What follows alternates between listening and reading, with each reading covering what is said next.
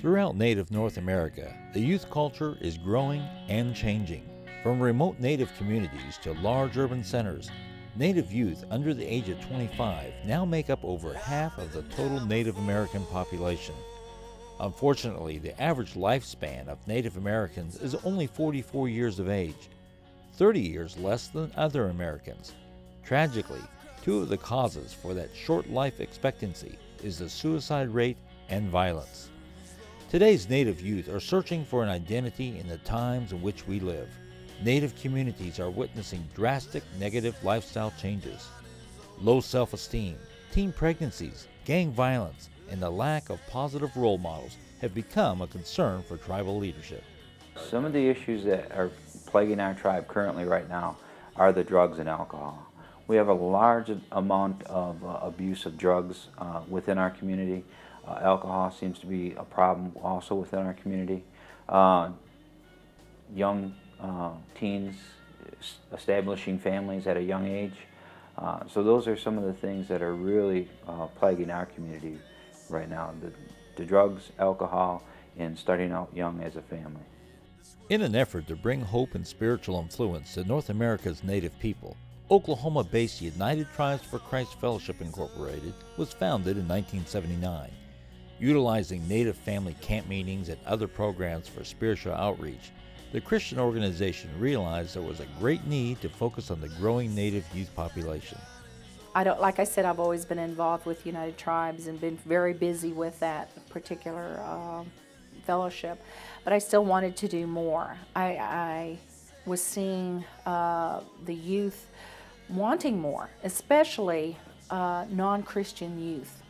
And going on a lot of the reservations, you know, you see the look in their eyes, especially with alcohol and drugs on the reservations. You just see that it seems like they've lost hope or they're looking for help. You know, you just can see that. I believe the Lord just kind of gave me a vision, actually, because I was just sitting there and I said, Lord, I want to do more for you. What is it? What can I do for the youth? You know, I have a heart for the youth, and there are many times that after visiting these reservations, I'd come home and I'd just cry because it was like, you know, you wanted to hold every kid that you saw, every child that you saw. You wanted to talk to them, you know, give them some kind of hope and things like that. But my heart would break every time, you know, and I'd come home and I was just, you know, there's got to be more. There's got to be more that we can do to reach these kids. As a result of this vision, United Tribes for Christ Fellowship Incorporated initiated their first youth concert event in 2004. Soon after, Kingdom RockFest was born, with a goal to proclaim to the youth of Native America that a positive lifestyle without alcohol and drugs is possible and more. What things like Kingdom RockFest do is they actually elevate the standard of living and life and joy and just a high Christian walk, and living actually above many of the bondages and elements that so many people normally live under. And it represents a higher standard, so it gives hope, and it gives a target to shoot for. It gives people something to look at and say, hey, that's available. That's another option, another way of living that maybe would be good for me. And so I believe it makes a thrust into some areas of darkness. The drugs are there. I know as a youth myself, the temptation is there.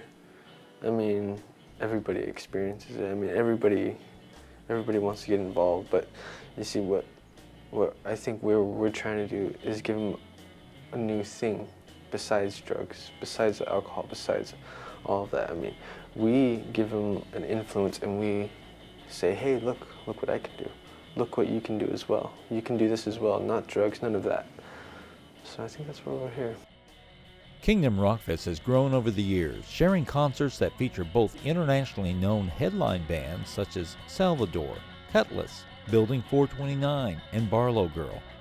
But more important is Kingdom RockFest's insistence on providing a platform for up-and-coming Christian Native American musicians in a first-class production and venue setting.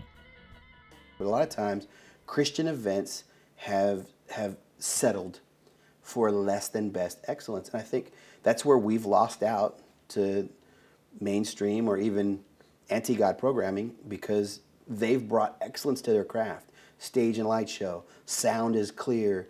They've brought excellence to their craft. And so that excellence speaks. Well, that's where Kingdom Rock Fest I've seen become more than an eye-opener for the kid in the seat to come in and see the excellence level. Whoa, that's on par with what it's not like a diet version of a mainstream act. It's not a light version. It's equal and on par. And then, but the excellence is the same, only the content is different, but not only different, it's better, it's edifying, it's encouraging. I walk out feeling up, not down. I walk out feeling better, not worse. Kingdom Rock Fest has featured some of the best Native American Christian performers, such as Marlena Begay, Arliss Moon, Trail of Tears, MC1, The Plateros, and Visionary, to name a few. Their participation in working with Kingdom Rock Fest has made a mutually profound impression to the artists, the local community, and to tribal leadership as well.